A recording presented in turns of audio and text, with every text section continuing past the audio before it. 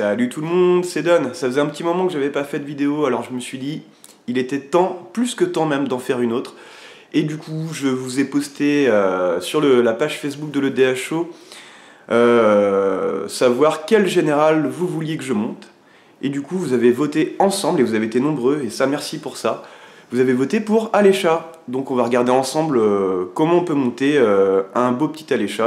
Ma technique perso, c'est d'abord de monter une liste un peu à l'arrache, avec les cartes que j'aime bien, pour trouver les synergies fortes, etc. Enfin, ce que je pense qui sont fortes dans les couleurs. Et je pars aussi en me disant, j'ai que des tours de commandement dans le deck, ça me permet de pas trop être limité au début par les non-sorties à base de ah bah tiens, j'ai pas mon deuxième mana noir, ou etc. Et du coup, j'en ai tiré quelques conclusions, à savoir qu'Alécha c'était surtout fait pour être un général aggro, je trouve. On peut essayer de le monter dans d'autres types, hein. On peut le mettre un peu plus contrôle, on peut s'amuser à jouer combo, mais je trouve qu'en fait c'est vraiment mieux taillé pour l'aggro, parce que ça nous oblige à jouer des petites créatures, pas mal de créatures, que les créatures sont attaquantes, et voilà, ça fait un petit peu le late game en fait, c'est un bon late game en fait pour un deck aggro. Donc je suis parti là-dessus. Et je suis pas mécontent. Alors on peut aussi le monter en combo, parce qu'on a quand même des tuteurs, etc. Mais alors en combo, c'est bien en fait d'avoir du contrôle dans le deck. C'est-à-dire qu'en gros, on va un petit peu retarder l'adversaire, lui gérer ses bêtes, faire des vrasses, etc. Et passer un moment où on va réussir à assembler les différentes pièces de combo et partir. Mais le problème, c'est qu'Alécha, si on l'utilise en général contrôle, c'est fragile. Ça bloque bien, on va dire, tout ce qui est au sol, mais c'est très fragile, ça se prend tous les anti-bêtes. Donc moi je suis plutôt parti sur un deck aggro. Alors on va un petit peu analyser le général. Là on a vu un petit peu la première liste que j'ai montée pour tester justement le général. Donc qu'est-ce qu'on en tire comme conclusion en regardant le général de plus près? Donc 3 mana, une 3-2 init, bon ratio agressif. Elle est rouge, mais il y a des symboles de mana colorés noir et blanc dans le texte d'Alécha. Donc c'est-à-dire qu'en gros, on peut jouer les 3 couleurs. Blanc, noir, rouge. Alors, à chaque fois qu'Alécha, celle qui sourit devant la mort, attaque, vous pouvez payer 2 mana splittés, ou si vous faites ainsi, renvoyer sur le champ de bataille depuis votre cimetière une carte de créature ciblée de force inférieure ou égale à 2, engagée et attaquante. Pour rentabiliser sa capacité, il faut jouer beaucoup de créatures, je dirais minimum 30 créatures, et seulement des créatures à force 2 ou moins. Si on fait le choix de jouer des créatures de force 3 ou plus, il est plutôt conseillé de jouer un autre plan de jeu, c'est-à-dire plutôt avec des enchantements intéressants, des petits rituels qui remontent des créatures en jeu, etc. Et là, éventuellement plus combo. Moi, je suis plutôt parti sur plein de petites créatures à force 2 ou moins, pardon, pour pouvoir rentabiliser un minimum Alécha. Alors, ça fait maintenant 1 mois et 2 semaines que j'essaye de monter Alécha. J'ai essayé vraiment beaucoup de possibilités. J'ai essayé de le monter vraiment très aggro, avec très peu de terrain. J'ai essayé de le monter un peu plus contrôle. Le problème, c'est que le général est vraiment fait pour agresser. Même s'il fait du card advantage, c'est pas un vrai général pour faire du contrôle. Donc j'ai essayé de faire un bon mix de tout ce que je pouvais en matière d'agression, et puis de bonnes cartes pour faire du card advantage, de la bonne gestion. Et voilà, donc j'arrive à un résultat qui est pas trop mal. Et là on est à 12 jours de la Coupe de France de Poitiers. Du coup j'ai décidé de partir avec Alécha. Alors, je m'attends pas forcément à briller avec le deck. Il n'y a pas de vert, il n'y a pas de bleu dedans. Et le vert, c'est de loin la couleur la plus puissante en EDH. On a vraiment beaucoup trop de spoilers en vert. On n'est jamais à l'abri de se prendre un adversaire qui commence avec tour 1 Elf, tour 2, je sais pas, Lotus Cobra, Into Fetch, Into Wood Elf, Into Bibliothèque Sylvestre. Enfin, quand tu prends des sorties comme ça, tu peux absolument rien faire. C'est pas un Toxic Déluge ou même un anti-bet sur l'elfe au tour 1 qui va te sauver. Alors néanmoins c'est pas non plus dégueulasse, hein. Y a quand même, on a pas mal de gestion, on a de la défausse. On peut, j'ai vraiment réussi plusieurs fois en m'entraînant à enrayer des sorties d'Elf Ball. Et en même temps, le deck est quand même fait pour être solide face à contrôle, hein. Il y a beaucoup de menaces à pas cher, il y a vraiment de quoi faire, et puis on a un général qui rapidement peut vite s'avérer être redoutable face à contrôle, parce que si on commence à ramener des créatures du cimetière, des créatures qui ont des effets d'arrivée en jeu, ça devient problématique. Et donc voilà, je suis assez content quand même de ma liste. Même si voilà, ça reste dans les couleurs un petit peu les moins fortes pour le DH, parce qu'il n'y a pas de bleu et pas de vert. Et on verra bien ce que ça va donner. J'ai testé vraiment pas mal de match-up. Il y en a, ça se passe bien, d'autres beaucoup moins. Typiquement Marat, c'est quand même assez compliqué, hein, parce que j'ai beaucoup de créatures avec peu d'endurance. Après, on peut quand même s'en sortir. Alors je vais vous montrer la liste, hein, tout simplement. Alors j'oubliais une chose, le gros problème d'Alécha, c'est aussi le fait que le général prend tous les anti-bêtes, a vraiment seulement que 2 points d'endurance. Donc c'est très fragile, c'est vraiment pas facile de le placer. C'est pour ça que je l'ai joué, je l'ai axé défausse, pour pouvoir justement retirer les anti-bêtes adverses, pour qu'Alécha puisse faire le taf. Alors on commence avec la mana base, donc il a été assez compliqué de savoir exactement combien de landes je devais mettre. Ça dépend en fait du thème du deck, savoir si c'est vraiment plus un contrôle, un aggro contrôle, un good stuff, etc. Donc finalement je suis arrivé à 37 landes. Voilà, parce que je suis un petit peu à cheval entre les deux. Donc les 3 bilans, les 3 Raveland, les 3 Penland, les Land M10, les fetch classiques pour l'instant. 4 landes de base, 2 marais, parce que je suis principalement... le deck est principalement noir, c'est vraiment un noir splashé blanc-rouge. J'ai beaucoup de spells à 2 noirs, très peu, j'en ai pas du tout à 2 rouges, et je dois en avoir peut-être 1 à 2 blancs. Donc 3 Scryland. Je les avais mis au début, après je les avais virés parce que j'étais parti plus aggro, et finalement ils sont vraiment pas si mal. Avec le mulligan, ça permet un petit peu de stabiliser le deck. Donc j'en suis assez content finalement. Ça va rester. Après, donc ça on va dire du classique, hein. Mon Urborg, c'est sûr il y a des match-ups où ça fait pas plaisir, mais c'est quand même plutôt pas mal. Command Tower, les deux filtres land. Je joue pas le blanc-rouge parce que j'ai pas beaucoup de spells justement à 2 blancs, et j'en ai pas du tout à 2 rouges. Donc voilà, je suis resté sur ces deux filtres land là. Et en land utilitaire, qu'est-ce que j'ai? Donc on a une Wasteland, hein. Je me suis quand même autorisé une Wasteland, c'est le seul land incolore de mon pack. Shizo pour rendre Alécha imbloquable, enfin pour lui donner la peur.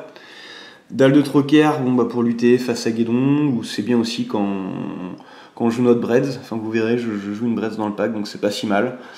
Ça lutte un peu contre Ruination, voilà, c'est solide. Bojuka Bog, quand même. Ça n'a pas été... À un moment j'hésitais, je l'avais sorti, puis c'est quand même bien d'avoir au moins une solution au cimetière, c'est quand même assez pratique. Le Manland, parce que avoir un Manland dans le deck c'est pas trop mal, et en plus il donne le lien de vie, donc c'est absolument pas dégueulasse le lien de vie. Et enfin la caverne, pareil je l'avais sorti, puis finalement c'est quand même pas mal, j'ai quelques humains qui traînent, et au moins ça permet de faire passer Alécha. Alors ce que je ne joue pas en land, je joue pas les deux cités d'airain là qui donnent le mana qu'on veut et qui donnent des points, enfin qui infligent des points de vie en retour. Parce que j'ai remarqué que face au deck un petit peu trop agressif, c'était vraiment problématique. Vu que déjà je me crame pas mal, si en plus on se crame avec les manas entre les fetch, les Raveland, etc., avoir des landes qui t'infligent des blessures à chaque tour, c'était un peu compliqué. Donc finalement j'ai choisi de les cutter. Voilà pour la mana base. Les sorts non créatures. J'ai de la petite gestion A1, donc foudre, retour au pays, dislocation. J'ai choisi d'ajouter Firebolt, qui paraît comme ça peut-être un peu faible, mais qui finalement est une très bonne réponse aux premiers elfes, ainsi qu'à tous les les petites créatures où ça fait quand même mal de claquer un droit à la gorge dessus. Là au moins un petit coup de Firebolt. En plus bon bah on peut viser un arpenteur ou un joueur. Voilà, franchement dans mes tests c'était plutôt pas mal. Je l'ai rentré assez tardivement et j'en suis content. Bon les autres c'est voilà, c'est du classique. Ensuite en gestion un petit peu plus lourde de créatures, donc je joue Lady Chen. Ça c'est une carte que j'aime beaucoup. On monte quand même assez régulièrement au 7 mana, donc il n'y a pas de souci. Il m'arrive assez souvent de faire démonique sur Lady Chen, notamment face à Guest ou face à Narset. Et ça permet de le gérer 2 fois, donc moi j'aime bien. Après, sur face aux elfes, c'est pas toujours facile à placer, mais franchement, j'en suis pas déçu. Museum Mortar, anti-bête, voilà, qui va gérer, voilà, ça peut gérer un Brago, ça peut gérer un Afenza, ça gère vraiment pas mal de choses. Et l'Overload, pas toujours facile à caster, mais ça va vu que j'ai une mana base assez colorée, je peux y arriver. Et donc ça fait un petit peu comme une Vrasse de plus, c'est enfin une unilatérale, pas mal. Mon droit à la gorge classique, ça gère à peu près tout. Fire Coven, donc la carte un petit peu forte du pack dans pas mal de match-up. Gérer un board en éphémère pour 3 mana, c'est vraiment insane. Voilà, c'est vraiment très très fort. Et je joue quand même Toxic Deluge. À savoir s'il reste ou pas, on verra bien dans la petite session juste avant le tournoi de préparation.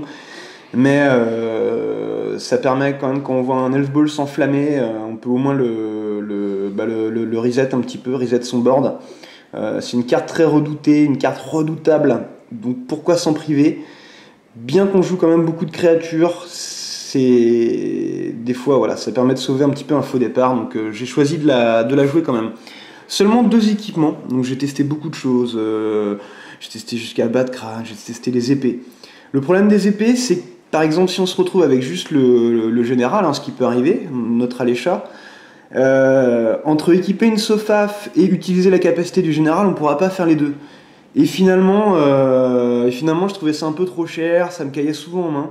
Du coup, je ne joue que les deux plus forts en tout cas pour le pack, donc Jip du Mezawa, qui permet quand même de gérer pas mal de petites bestioles et qui est vraiment un petit peu la carte du match face à tout ce qui est aggro contrôle, tout ce qui est Winnie, tout ça, c'est vraiment la carte. En plus, c'est le principal regain de PV du pack, donc c'est vraiment très très fort. Et Scoutland qui permet de piocher à outrance et qui permet aussi d'envoyer nos créatures au cimetière pour les rejouer avec Alécha. C'est le piocheur du deck.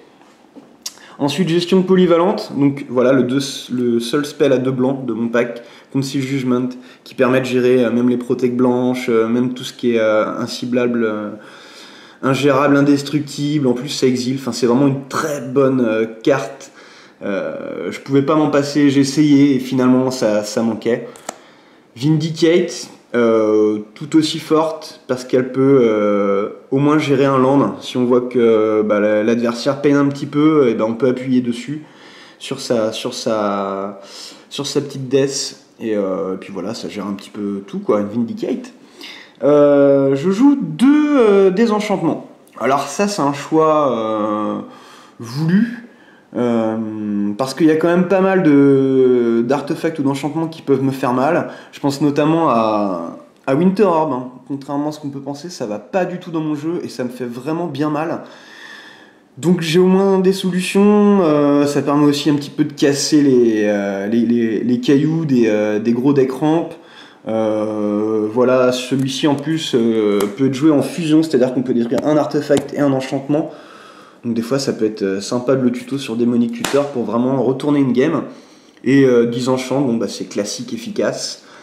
Alors bon, c'est un choix parce que c'est vrai qu'il y a des decks qui justement décident de ne pas jouer d'artefacts ou d'enchantement pour que justement que leurs adversaires se retrouvent avec ces cartes en main qui pioncent et qui ne servent à rien.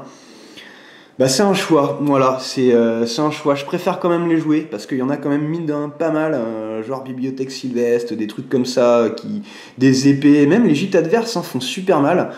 Au moins j'ai deux solutions rien que pour ça, à côté de cette gestion un petit peu plus chère mais plus polyvalente. Alors sinon j'ai de la défausse, Duresse, Saisie, Inquisition, on va dire du classique, auquel j'ai rajouté un dédain, parce que c'est quand même pas si mal en fait en ce moment, il y a beaucoup d'elf ball et voilà, ça peut gérer aussi un arpenteur, enfin ça peut défausser un arpenteur, c'est pas mal. Et j'ai choisi de jouer aussi Cabal Thérapie. Alors, Cabal Thérapie, c'est pas mal, hein, mine de rien, c'est pas mal. C'est vrai que c'est un petit peu problématique si on se coûte pas la main de l'adversaire, mais non, c'est pas mal, ça fait un petit moteur de sacrifice aussi. Franchement, j'ai été assez surpris, c'était plutôt pas mal. Unim Tutu, et dans cette même catégorie, je vais mettre Manatis parce que ça permet de gérer justement voilà, du lourd, on va dire. Ça fait très mal parce que les adversaires ne le voient pas venir. Et voilà, c'est quand même très polyvalent pour un seul mana. Les cartes qui font un petit peu du card advantage, alors, bon, Dim, je l'avais sorti, rentré, ressorti, et finalement, c'est quand même pas si mal. Ça permet de filtrer un petit peu, de stabiliser le deck. Ça permet aussi d'aller chercher sa plaine de base quand on va caster un Magus of the Moon. Voilà, pour un mana, tu pioches de land, hein, souvent c'est ça. Voilà, c'est quand même assez correct, ça permet de stabiliser. Don du Forge-Acier, pour aller chercher un des deux équipements. Bah, surtout Clamp hein, en règle générale, mais des fois ça arrive aussi d'aller chercher la gîte. Chuchotement Nocturne, hein, bon voilà, 2 mana, perte de points de vie, pioche 2, c'est très correct. Pareil, je l'avais sorti un moment, et puis finalement c'est quand même assez correct. Et puis Démonique Tutor, bon voilà, le Joker. Buried Alive, j'ai décidé de rentrer, donc je vais vous montrer après avec quoi ça tricks. C'est pas pour jouer la combo, hein, je joue pas combo dans ce pack, j'ai essayé et c'est vraiment pas facile. Enfin, on n'a pas d'accélérateur, c'est vraiment mou et on joue pas totalement non plus un deck contrôle. Hein, donc Buried Alive, je l'ai rentré pour autre chose et c'est vraiment très fort dans le pack. Et enfin les permanents, Bitter Blossom, parce que voilà, des petites 1 vol à tous les tours, c'est quand même pas dégueulasse, qu'on pourra clamper, qu'on pourra équiper. Voilà, c'est vraiment très correct. Arène Phyrexian, pareil, bah voilà, ça fait du carte advantage, à tous les tours on pioche une carte de plus pour un point de vie, donc c'est pas mal. Liliana, bah pour gérer l'ingérable, enfin gérer les créatures ingérables. Et puis aussi pour faire défausser, et là, bah sur le plus 100, on peut aussi défausser justement les cartes des fois qui ne servent pas dans les match-up, telles que ça par exemple, voilà. Et Elgeni, le Vengeur, bon bah moi j'adore vraiment cette carte. Je l'avais trouvé un peu molle dans mes tests, et puis finalement, c'est quand même bien d'avoir des menaces que contrôle se doit de contrer. Ça fait des choses intéressantes, ça bloque aussi les landes.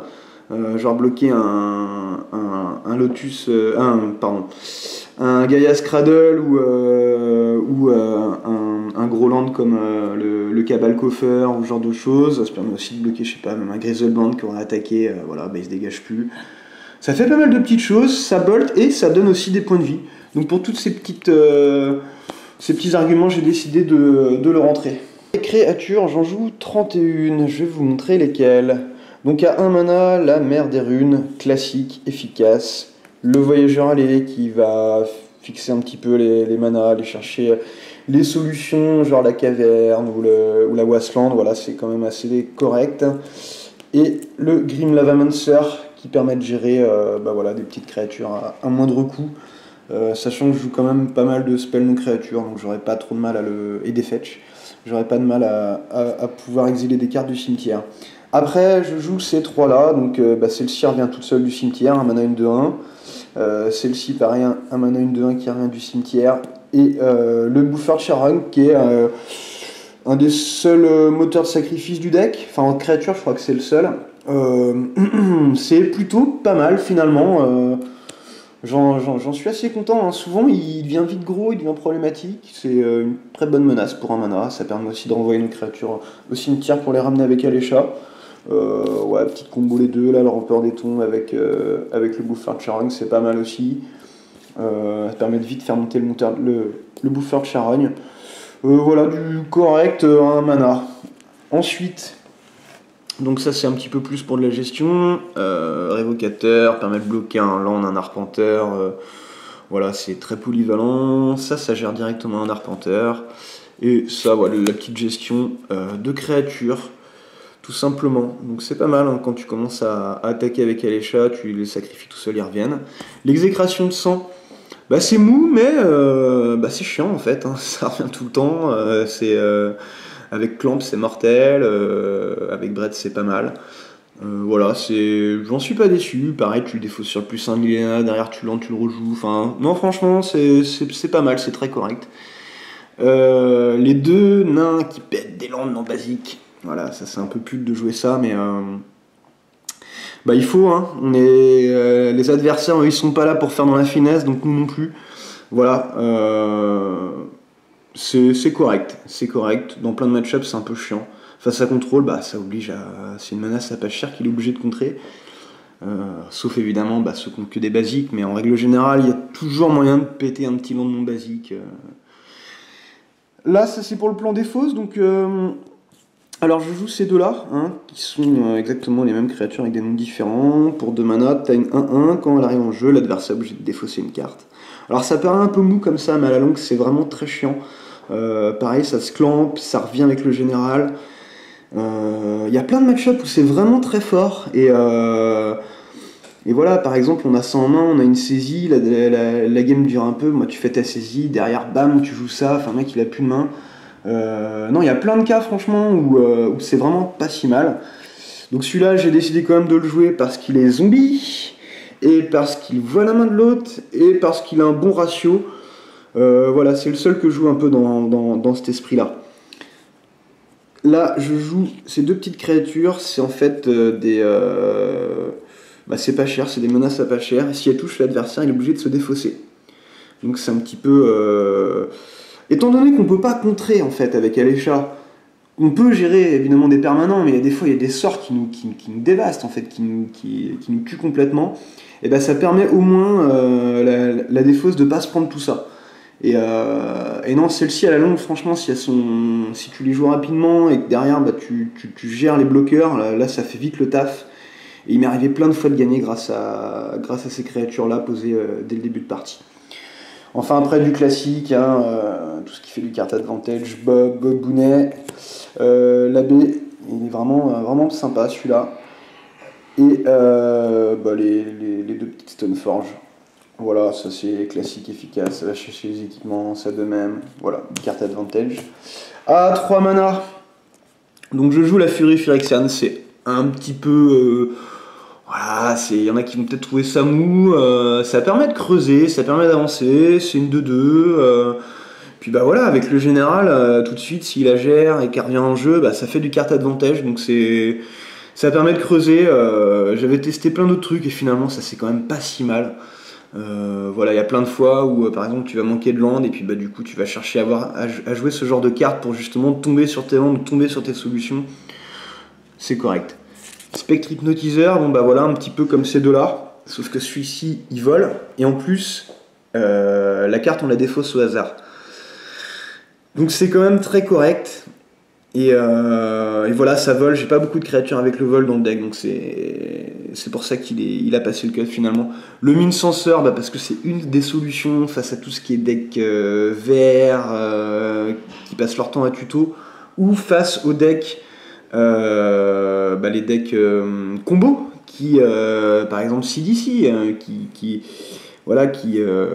passent leur temps aussi à tuto des cartes. Et voilà, c'est une petite réponse où tiens, tu craques ton fetch, mais en réponse t'as un petit mine censeur, bim, c'est chiant, c'est fort, ça vole, voilà, c'est dans le pack. Ça c'est pareil, c'est un peu une fer, je sais, mais c'est un peu con de jouer ça dans un tricolore, mais c'est pour ça qu'il faut pas hésiter à fetcher au moins un petit marais dans la game, parce que du coup on va pouvoir derrière caster la plupart de nos spells. Voilà, Magus of the Moon, des fois il fait gagner tout seul, donc je le joue quand même. Ça me faisait chier de le rentrer, et puis finalement Finalement, bah voilà, faut pas faire dans la finesse non plus, hein. Faut quand même aussi se donner les moyens de gagner des parties. L'Imperial Recruiter. Alors, je trouvais ça cher à un moment, parce que ça allait pas forcément chercher grand chose, j'étais très Winnie, puis finalement, des fois même aller chercher une Stoneforge, donc en fait ça fait la Stoneforge pour 5 mana, mais si c'est pour aller chercher une gîte ou un passe-crâne, bah, ça vaut le coup. Et c'est surtout pour chercher aussi Breads. Breads qui est un plan complètement intégré dans le deck. Comme on peut voir, j'ai beaucoup de créatures qui arrivent, qui ont des effets d'arrivée en jeu, que je m'en fous de sacrifier. Et Breads, ça fait mal. On peut même se permettre, si on voit que l'adversaire est dans le mal, que ça commence à être compliqué pour lui, et que nous on n'a pas envie de sacrifier un permanent, bah, si on a Alécha à côté, on peut sacrifier Breads dans notre entretien, attaquer avec Alécha, et renvoyer Breads en jeu, attaquante. Donc non, franchement, c'est pas dégueulasse. Babouin Vorace, bah voilà, ça pète un land. C'est pareil, on s'en fout de le sacrifier, celui-ci. Et Goblin Settler, qui est un petit peu la même chose, sauf que lui, il peut viser les basiques. Et enfin, la carte un peu spéciale, c'est la colère. Alors, pourquoi la colère? La colère va avec ces créatures-là. Et ça, c'est les cibles principales à enterrer vivant. Donc en fait, ça permet d'aller chercher ces créatures-là, donc trois de ces créatures-là. Donc généralement, c'est souvent ceux-là que je vais chercher, mais si j'en ai une en main, bon, au pire, j'ai une quatrième à mettre au cimetière. J'ai quelques zombies, j'en ai pas tant que ça, mais j'en ai quand même quelques-uns, donc voilà, c'est pas si mal quand même. Et la colère, en fait, permet de donner la célérité après à toutes tes créatures. Donc c'est-à-dire qu'une fois qu'on a casté enterré vivant, derrière, on remplit notre cimetière, toutes nos créatures ont la célérité, et ça devient vraiment très pénible. Du coup, en plus, ça nous fait de la chair à sacrifice pour Breads, de quoi sacrifier au pince-crâne. Franchement, j'ai trouvé ça plutôt correct. Et sachant que dès qu'on commence à avoir la célérité dans le pack, bon, ça devient un petit peu hardcore avec quelques cartes, notamment celle-ci, ces deux-là, celle-ci, celui-ci aussi, parce que du coup, il va attaquer direct et il va se dégager directement le tour suivant, donc ça ressemblera à un Bob. Même ces deux-là, hein, dès qu'on commence à avoir du mana, voilà, je la joue, bim, je te pète un land direct. Une merde des runes avec la célérité, c'est bien. Voyageur allé, c'est pas mal aussi. Grim Lava Monster, voilà. Donc en gros, c'est... Eh bien... ça fait un pack pas trop dégueulasse, avec pas mal de petites menaces, et ça peut aussi tenir très bien le late game, parce qu'on peut vraiment vite beaucoup piocher grâce à ce coup de lampe. Et voilà, en règle générale, c'est des créatures qui sont jamais mauvaises, peu importe le moment de la game, et peu importe l'adversaire. Bon, des fois, c'est sûr, hein, on va se retrouver avec un Magus of the Moon face à un monocolore, bon, ça fait un peu chier. Celle-ci, c'est pareil. Mais voilà, s'il est monocolore, c'est qu'il a d'autres faiblesses, et que quelque part, on pourra quand même lui faire mal. Donc voilà pour ce pack. On va voir ce que ça va donner. Hein. Comme je vous dis, je m'attends pas à grand chose pour la Coupe de France, mais voilà, au moins je pense que je vais m'amuser. Et puis c'est original. Et me voici de retour de la CDF à Poitiers. C'était un très bon week-end, bien sympathique. Ça fait plaisir de voir toute la communauté, enfin une bonne partie de la communauté. Pour moi, ça s'est pas super bien passé. Pourtant, j'étais confiant parce que la veille, en fait, on avait testé un petit peu avec les potes. Et donc, il y avait un petit peu de tout, du Marat, de l'Animar, du Narset, Guest, et il y avait aussi Myrick. Donc voilà, enfin ça s'est pas trop mal passé cette séance d'entraînement. J'ai même battu 2-1 le Narset qui fera top 8 justement le lendemain à la Coupe de France. En fait, mon premier misplay, ça a été d'oublier mes boules qui est tout simplement. Partir avec les potes à plusieurs dans une chambre et puis se retrouver avec 2 ronfleurs, ça a été très compliqué. Donc le matin, j'étais un petit peu en mode zombie. Première ronde, je tombe contre mon pote, Guest, Ben, qui joue Guest, pardon. Et pourtant, voilà, j'avais fait plein de games contre lui. D'habitude, je le bats et là, pas réveillé, je fais un peu de la merde. Et du coup, ça se passe aussi mal. À un moment, j'ai une petite 1-1, je mets un Bitter Blossom, j'ai une 1-1 vol active. On est le tour 4, j'ai déjà 3 landes et ça fait 2 tours que j'attends de choper un land pour pouvoir faire ce tour 4 justement et puis on va dire connecter la gîte. Parce qu'en fait, je sais que son guest joue beaucoup de créatures et voilà, la gîte c'est important dans ce match-up. Manque de bol, je chope pas mon 4ème land, donc je me retrouve à devoir scout lamp le token qui vient d'arriver et là je pioche de land, donc comme quoi le deck me troll un petit peu. Bref, toute la game s'est passée comme ça, enfin les 2 games se sont passées comme ça. Et la première, il a très bien joué, hein. Il m'a fait vraiment un petit tuteur sur quelque chose qui rend le guest imbloquable, je le gère, mais derrière il top son Snapcaster dans cet intervalle, du coup il refait tuteur et il va me chercher un petit enchantement à 1 mana et me permet vraiment de rendre guest ingérable. Et malheureusement j'ai pas chopé de quoi le gérer. Bon bah ça arrive, donc je commence avec cette petite défaite de 0. Ensuite je tombe contre un Esper, donc Myric, mais pas mon pote, un autre. Alors la première, je chope que des landes, enfin je mulligan, et là je chope que des landes malheureusement. J'ai dû choper 2 ou 3 cartes actives, donc c'est pas suffisant face à contrôle. La deuxième, sans pitié, je lui ai mis un Magus of the Moon avec caverne en mode voilà, qui a clôturé directement la game. Elle a été très rapide celle-ci. À la 3, ça s'est passé à la régulière et je la gagne celle-ci, vraiment.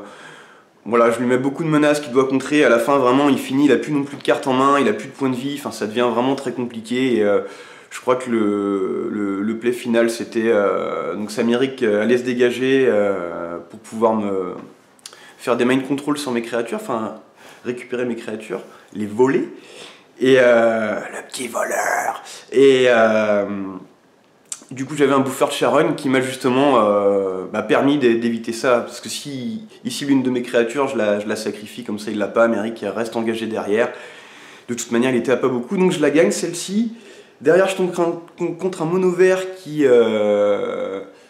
C'était Omnat.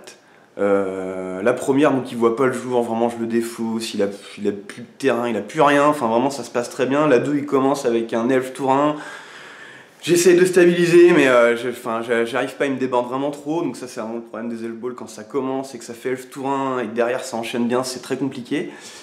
Et la 3, je pas mon blanc, et pourtant j'aurais pu gérer son général directement, j'avais de quoi le faire, mais il me manquait vraiment un mana blanc. Pourtant je me bats, j'ai quand même réussi avec une caverne à mettre un chercheur de reliques que je sacrifie avec mon buffer de Sharon, j'attaque avec Elisha, je le réanime, du coup je vais chercher Gîte. Enfin, c'était plutôt pas mal et vraiment non il m'a... Bon, j'arrivais quand même à stabiliser, j'avais plein de cartes en main et en fait pile poil il peut me faire un Behemoth avec Nykthos, donc il se retrouve vraiment pile poil à pouvoir me tuer comme ça. Donc un peu déçu, je me retrouve un petit peu plus bas. Là je me dis bon, ça va être cool, voilà, je vais tomber sur quelqu'un de pas trop fort. Manque de bol, je tombe contre Romain Benhamar avec son CDC mono noir contrôle combo. Là je sais que le match-up est pas trop pour moi, j'avais jamais testé en plus. Et avant je jouais la Spellbomb noire, enfin une des seules solutions que j'avais. J'avais ça avec le tuteur blanc, enfin vraiment je m'étais préparé au début dans mes premières listes contre ce match-up, mais là pas du tout, je m'étais dit de toute façon il va pas y en avoir beaucoup.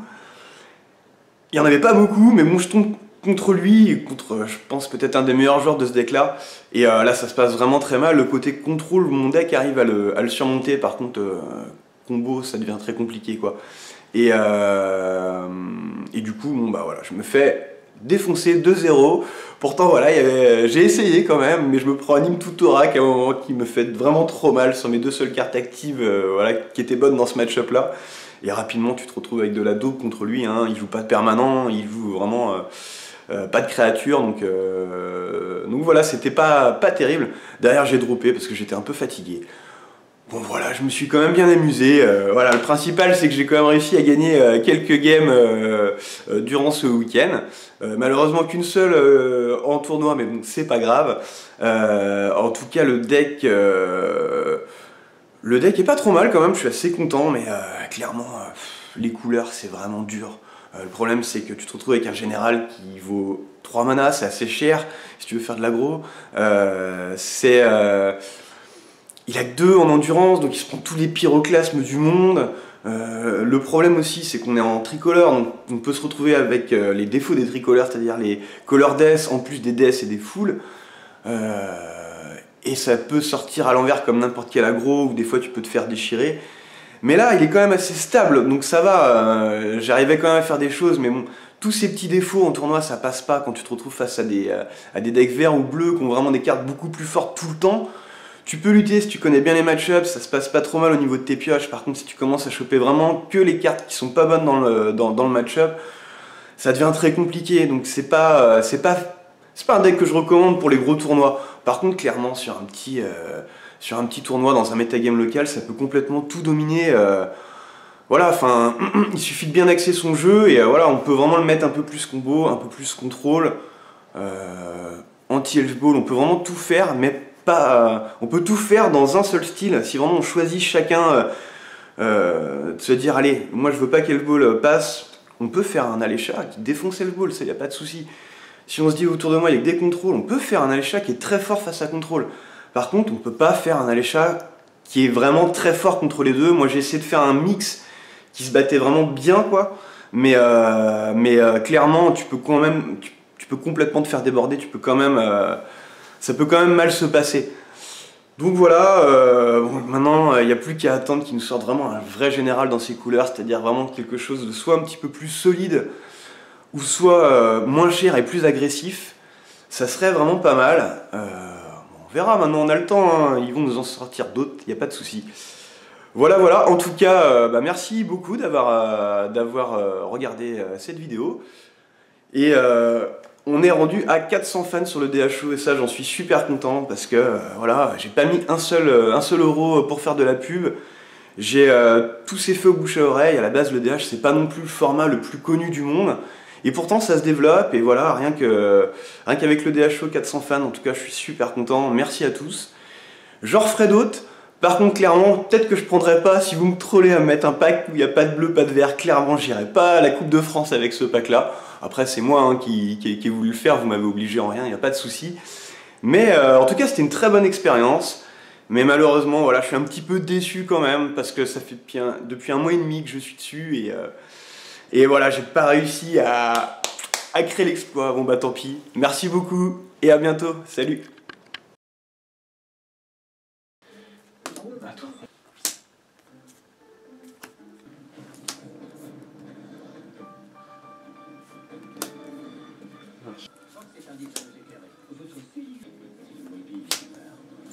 Je te sauce.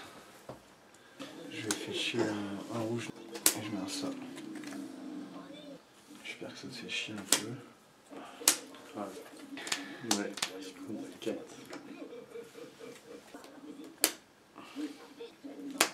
À toi.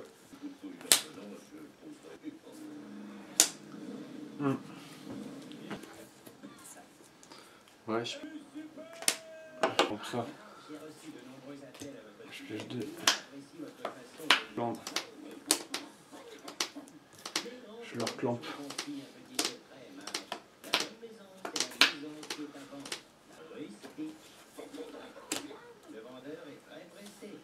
Droit à la gorge. Je vais l'ouvrir. Taper ça.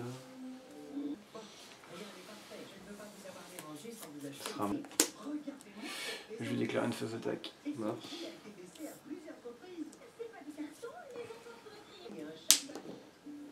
3-2. Cramer ton... Oui. Il revient. Faire un démonique tuteur.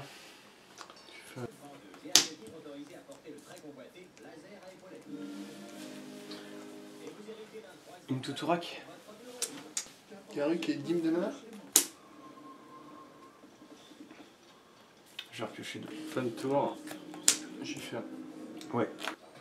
Je vais défausser une colère. Voilà. À toi. Et Normalement d'ailleurs. Pour 2 de plus. ouais. Ok.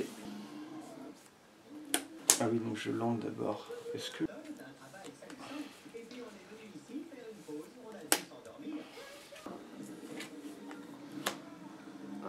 4-4. Ça marche. Je vais faire le game comme ça demain, face à toi. Ça n'arrivera pas. Hop. Ça t'aurait pris des luches. Attends. 1, 2, 3, 4, 5, 6, 7, 8, 9, 10, 11, 12. Ah, ça me coûte 12 points de vie quand même cette histoire. Et je t'attaque. Je vais te tresser. Je vais clamper. Péter l'animal. Ok.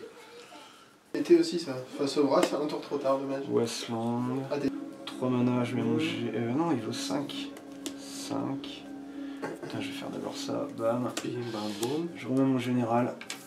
Et puis je déclare une phase d'attaque. D'ailleurs, du coup, là, c'est là. j'ai un dé. Et voilà. Et derrière, je ramène. Ouais. Le Magus. Ah putain, c'est